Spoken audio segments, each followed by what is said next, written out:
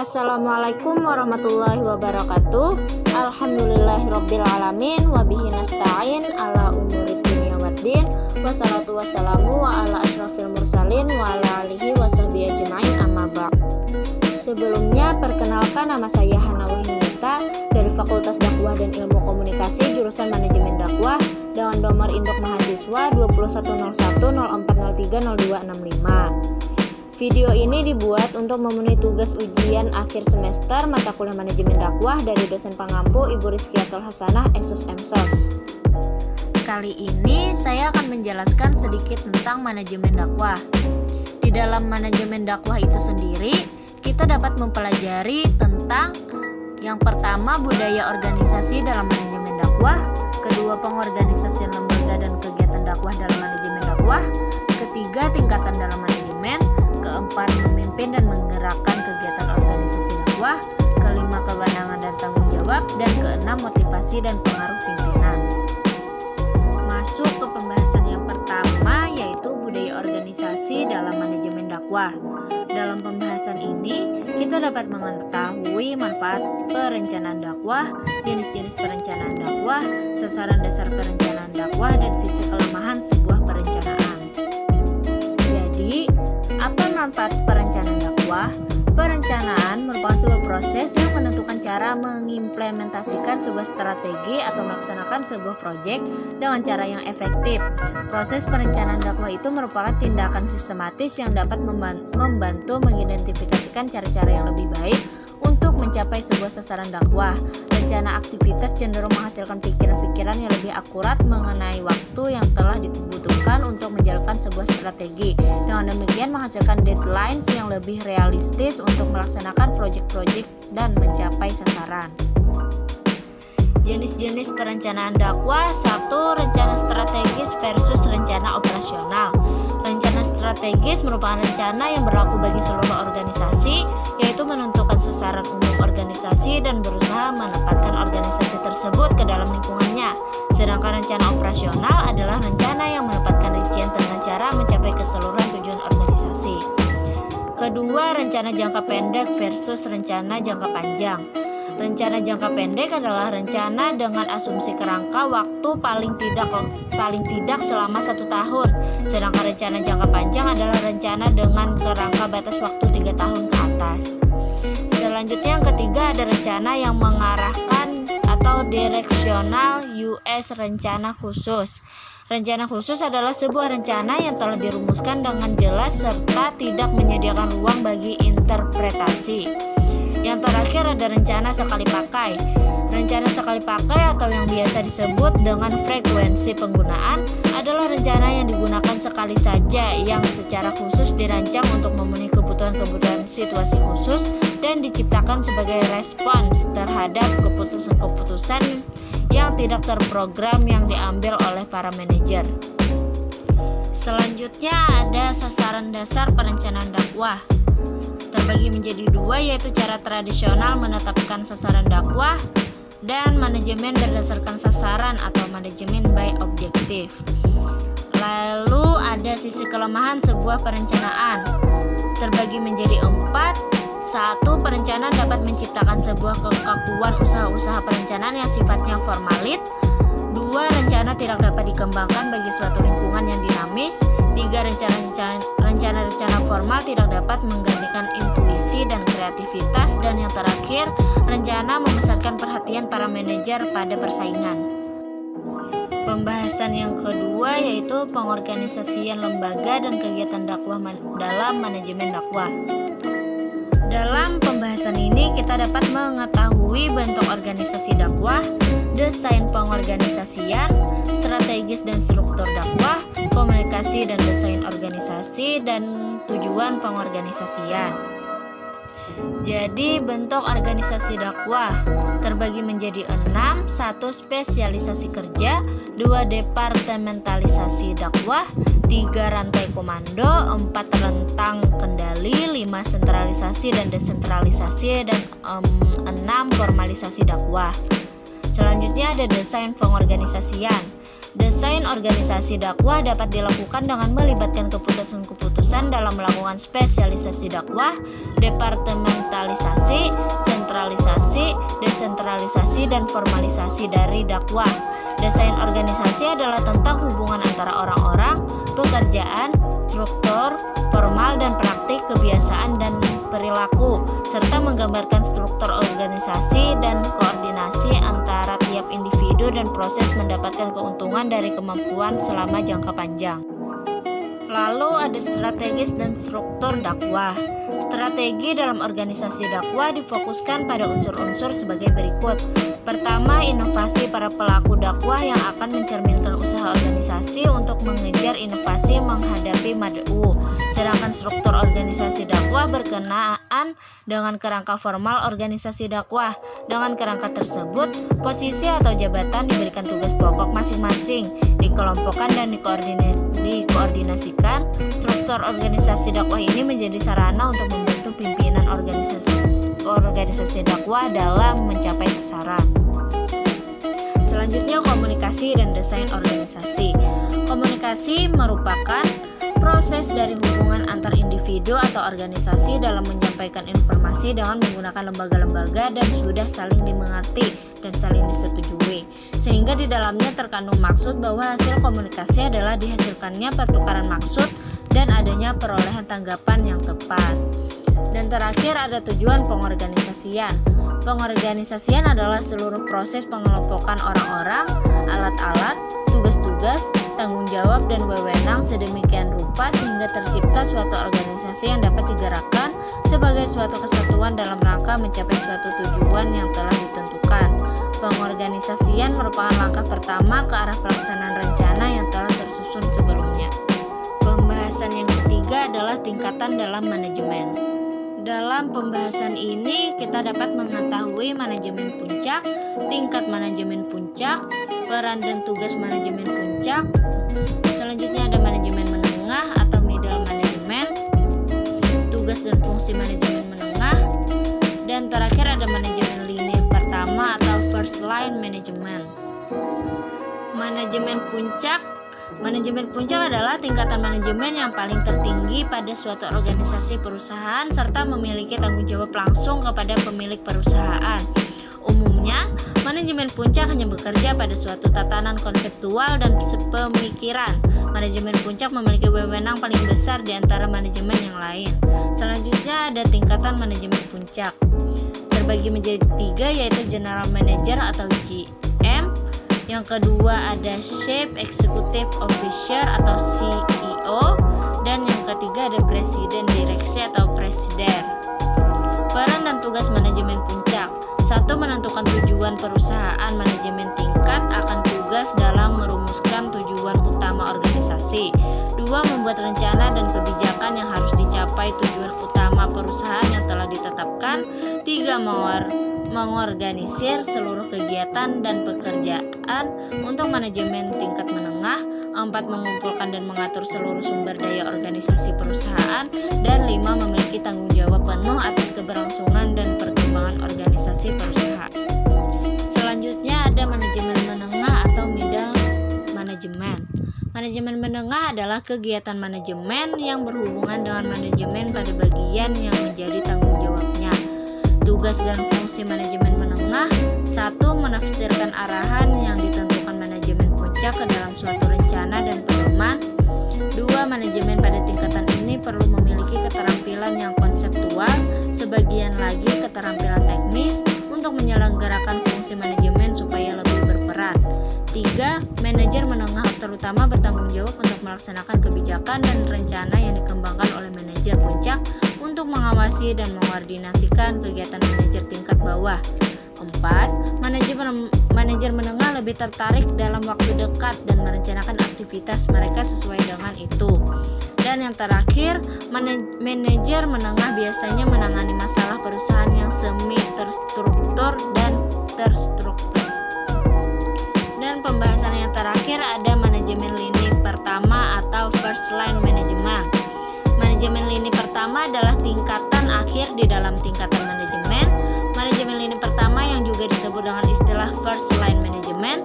Pihak-pihak yang berada di dalam manajemen lini pertama perlu memiliki keterampilan teknis dalam memimpin dan mengawasi tenaga operasional. Manajemen tingkat bawah merupakan pihak-pihak yang secara umum bisa masuk ke dalam tingkatan manajemen satu ini, mencakup kepala produksi, mandor produksi atau mandor pabrik, kepala seksi untuk sebuah perusahaan besar dan punya banyak administrasi, pengawas teknis untuk perusahaan otomotif, supervisor, dan lain-lain. Pembahasan keempat yaitu memimpin dan menggerakkan kegiatan organisasi dakwah. Dalam pembahasan ini kita dapat mengetahui tentang penggerakan dakwah, pemberian motivasi, melakukan bimbingan, menjalin hubungan, dan penyelenggaraan komunikasi. Penggerakan dakwah merupakan inti dari manajemen dakwah. Dalam proses ini semua aktivitas dakwah dilaksanakan secara perlahan. Adapun pengertian penggerakan adalah sebuah seluruh proses pemberian motivasi kerja kepada para bawahan sedemikian rupa sehingga mereka mampu bekerja dengan ikhlas demi tercapainya tujuan organisasi dengan efisien dan ekonomis. Selanjutnya, pemberian motivasi. Motivasi berasal dari kata motif atau dari kata motion yang berarti gerakan. Menurut Verum, motivasi mengacu pada suatu proses mengaruhi pilihan-pilihan individu terhadap bentuk-bentuk kegiatan yang dikehendaki. Istilah motivasi ini mencakup sejumlah konsep seperti dorongan atau drive, kebutuhan atau need, rangsangan, ganjaran, dan sebagainya. Motivasi mengandung 3 komponen pokok yaitu menggerakkan, mengarahkan, dan menopang tingkah laku manusia. Selanjutnya, melakukan bimbingan. Istilah bimbingan merupakan terjemahan dari kata bahasa Inggris yaitu guidance yang berasal dari kata kerja to guide yang berarti menunjukkan, memberi jalan atau menuntun orang lain ke arah tujuan yang lebih bermanfaat bagi hidupnya di masa kini dan akan datang. Selanjutnya, menjalin hubungan. Menjalin hubungan berfungsi untuk menjamin terwujudnya harmonisasi dan sinkronisasi. Dengan menjalin hubungan, para pelaksana dakwah yang ditempatkan dalam berbagai bagian dihubungkan satu sama lain, maka dapat dicegah terjadinya kekacauan dan kesalahpahaman. Dan yang terakhir ada penyelenggaraan komunikasi. Penyelenggaraan komunikasi yaitu suatu proses yang digunakan oleh manusia dalam usaha untuk membagi arti lewat transmisi pesan simbolis merupakan hal yang sangat penting. Pembahasan yang kelima yaitu kewenangan dan tanggung jawab. Dalam pembahasan ini kita dapat mengetahui jenis-jenis wewenang authority, batas-batas wewenang, dan ragam bentuk tanggung jawab. Jadi pembahasan yang pertama ada jenis-jenis wewenang. Setiap pekerjaan harus dapat memberikan pertanggungjawaban yang sesuai dengan wewenang. Oleh karena itu, semakin kecil wewenang maka semakin kecil pula pertanggungjawaban. Demikian begitu juga sebaliknya. Selanjutnya ada jenis-jenis wewenang authority. 1. Line authority, fungsi-fungsi yang memiliki tanggung jawab atas tercapainya tujuan perusahaan. 2. Staff authority, fungsi yang tidak dapat menyumbangkan secara langsung pencapaian tujuan perusahaan, tetapi melakukannya secara tidak langsung dalam membantu dan memberikan fasilitas saran kepada pelaksana fungsi ini. 3. Functional authority, hak untuk memerintah bagian-bagian yang lain sepanjang mengenai hal-hal yang khusus. Selanjutnya ada batas-batas wewenang.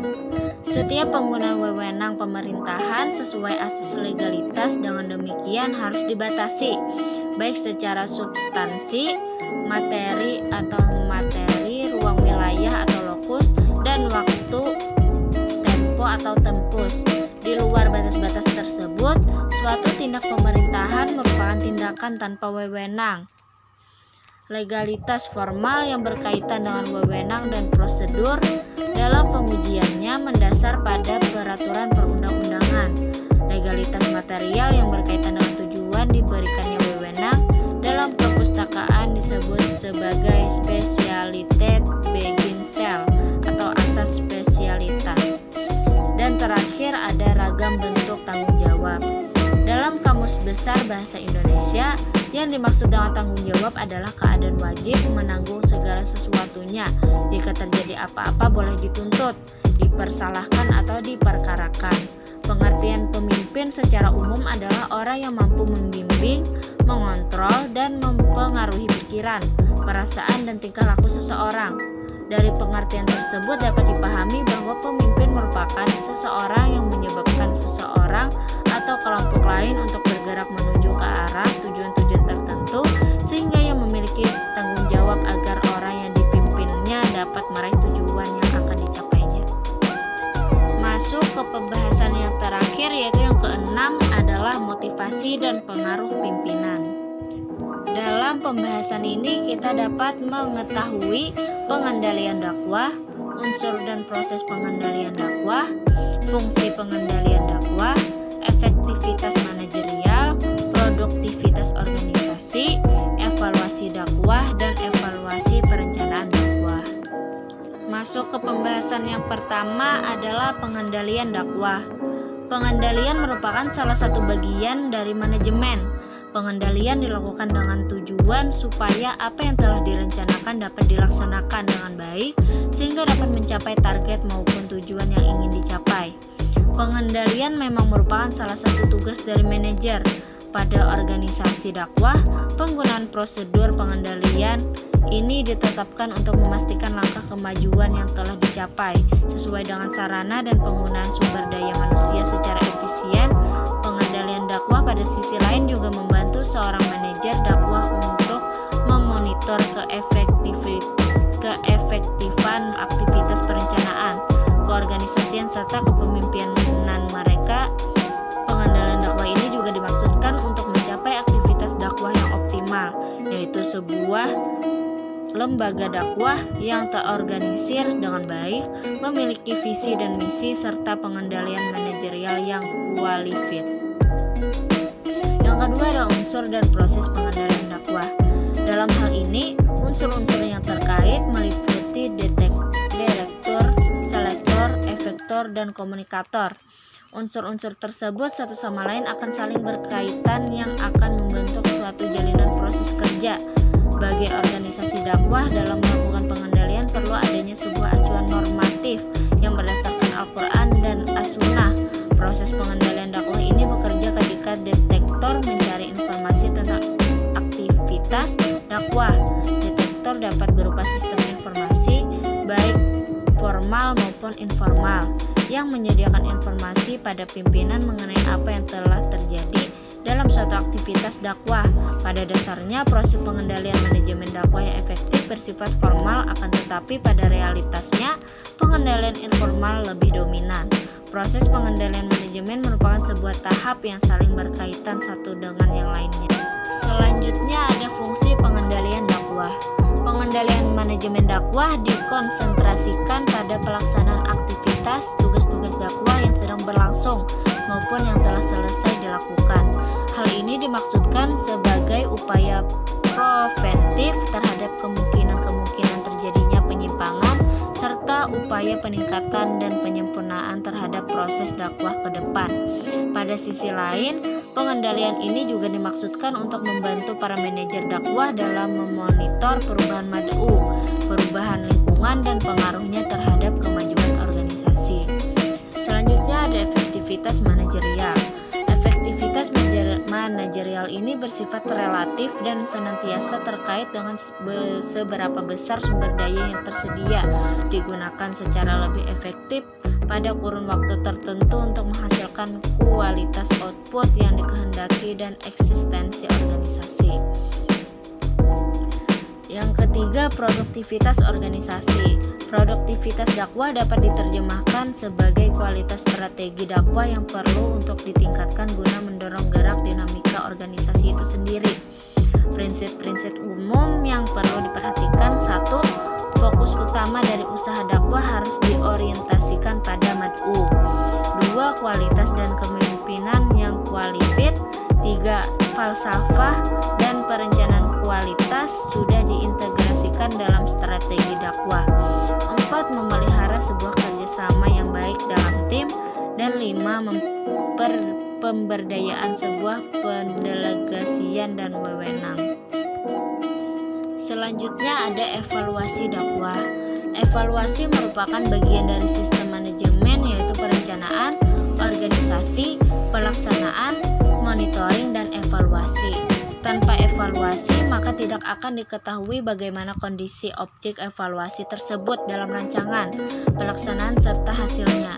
Istilah evaluasi sudah menjadi kosakata dalam bahasa Indonesia, akan tetapi kata ini adalah kata serapan dari bahasa Inggris, yaitu evaluation, yang berarti penilaian atau penafsiran. Evaluasi dakwah dilakukan untuk memberikan penilaian kepada orang yang dinilai dan orang yang menilai, atau pimpinan dakwah tentang informasi mengenai hasil karya, dan untuk mencapai konklusi dakwah yang evaluatif dan memberi pertimbangan mengenai hasil karya serta untuk mengembangkan karya dalam sebuah program. Pembahasan yang terakhir adalah evaluasi perencanaan dakwah. Hasil dari evaluasi tersebut diharapkan kepada feedback yang kuat sehingga menjadi perencanaan yang dilakukan betul-betul matang, karena sebuah perencanaan yang matang akan mampu menganalisis kekuatan dan kelemahan dan kemudian berusaha mencari solusi mengatasi tersebut. Kematangan sebuah perencanaan itu terlihat setelah dilakukan evaluasi. Sekian video dari saya. Mohon maaf apabila materi saya banyak kurangnya dan kurang jelas dalam penyampaian saya. Saya harap semua orang yang menonton video saya dapat memahami dan memakluminya. Saya akhiri dengan wassalamualaikum warahmatullahi wabarakatuh. Thanks for watching. Terima kasih.